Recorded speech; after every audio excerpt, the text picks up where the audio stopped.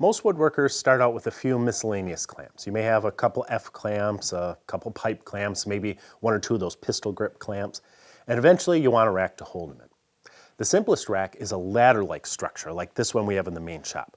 We have a lot of clamps. You probably do not need something this large, but over time your collection will grow.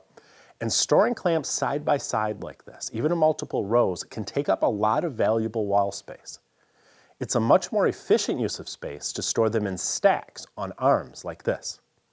The problem is, when you turn a clamp in that position, flat against the wall, different types of clamps take up different amounts of room on the rack. A pistol grip clamp that has that wide body with the handle, that needs about 10 inches of space. A parallel clamp only needs about 6 inches of space, and a pipe clamp may only need about 2 inches of space.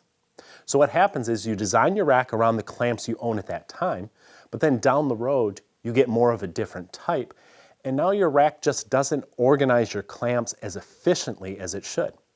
Efficiency is important in a small shop. So when I designed a clamp rack for our one-car garage-sized corner shop, I wanted something that could be easily adjusted as the clamp collection evolves. And I think that's what a lot of you small shop woodworkers want as well. So this is what I came up with. I have plans available on our website. Just click on the link below this video. It features quick release brackets so you can add them, remove them, or adjust the spacing between them. It'll hold between 20 and 40 clamps depending on the type, and it'll accommodate bar clamps, F clamps, parallel clamps, pipe clamps, and pistol grip clamps in any configuration. Again, you can get plans on our website, but in this video, I thought it would be interesting to share some of the unique challenges I faced when I was building the prototype, because the lessons that you can learn from that will serve us well in future projects, not just in projects like this one. First, let's talk about the triangles. All the brackets on this project had an angled cut to knock off the corner of a rectangle. I usually just do that freehand on the bandsaw, but that leaves a rough edge that needs a lot of sanding. And since I had 12 of these to make, it just made sense to come up with a better way.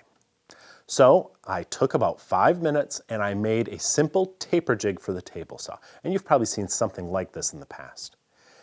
I admit though, sometimes it's just hard to break from the project itself to make a little side project like a jig.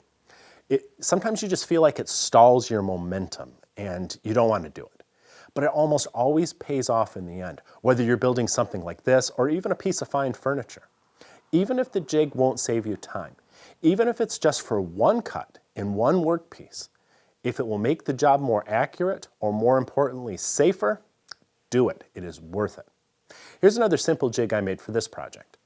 The brackets have a little hook on the back. You want that to slip over a plywood rail inside the carcass. If the space within the hook is too tight, that bracket's not going to work well. So I took a piece of plywood that was equal in thickness to the rail, and I clamped it in a vise, and I held the bracket parts in place over the end as I clamped on a stop block. Now I could use this to assemble all 10 of the brackets with the proper gap inside the hooks. If I had taken a couple extra minutes to make this simple assembly jig, I know half of my brackets wouldn't have fit properly. I've been through that in the past. Sometimes assembly jigs are as important as cutting jigs. Work smarter, not harder. Here's another challenge I had to overcome that was unique to the plywood I was using. I sometimes buy pre-finished plywood for shop cabinets. I really like it because it saves me a lot of finishing.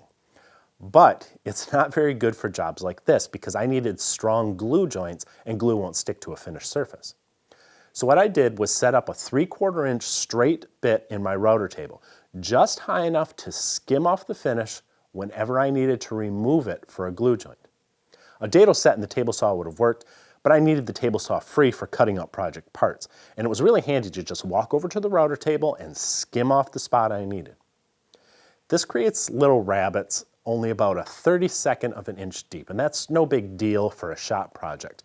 But that may be enough to throw off a critical measurement in a more critical project, like a piece of furniture.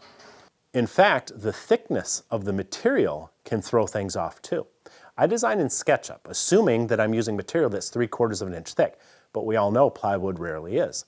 And this teaches us one more important lesson. You should never cut out all of your parts from a cut list at the beginning of a project. You cut them out as you need them so you can take measurements off the project itself and then make adjustments to your part sizes to compensate for things like joinery or material thickness. Overall, this rack took about 1 day to build and only required about half a sheet of plywood, which makes it pretty inexpensive. If you use the cheap sanded ply, this would cost like 30 bucks.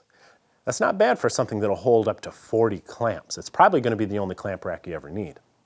Now, I want to talk just a minute about the plans themselves. As many of you know, we've been working on a new edition of our digital woodworking journal. We hope to launch the new Stumpy Nubs woodworking journal later this summer. Each of the 4 issues a year will include several projects, mostly furniture projects, but there'll be some shop projects occasionally. This clamp rack plan is formatted in the way we plan to present the projects within the magazine. It's sort of a test to see how you folks like that format. I'm just not a fan of the article format found in most woodworking magazines. I think it's hard to follow if you're building the project. It's too easy to lose your place. I like numbered steps with numbered photos. So that's how we designed this plan. If you decide to pick it up on our website, it's like $5, which I think is a great value because a ton of work went into this.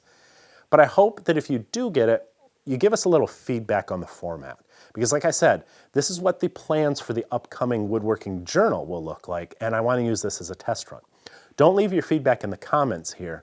Email me at support@stumpynubs.com or use the contact page on our website. I really appreciate that, and I really appreciate all of you who have supported us over the years by buying project plans. I'm really excited about the new upcoming journal. I think you're going to like it. See you next time. Who says you can't get track saw quality cuts from a simple circular saw?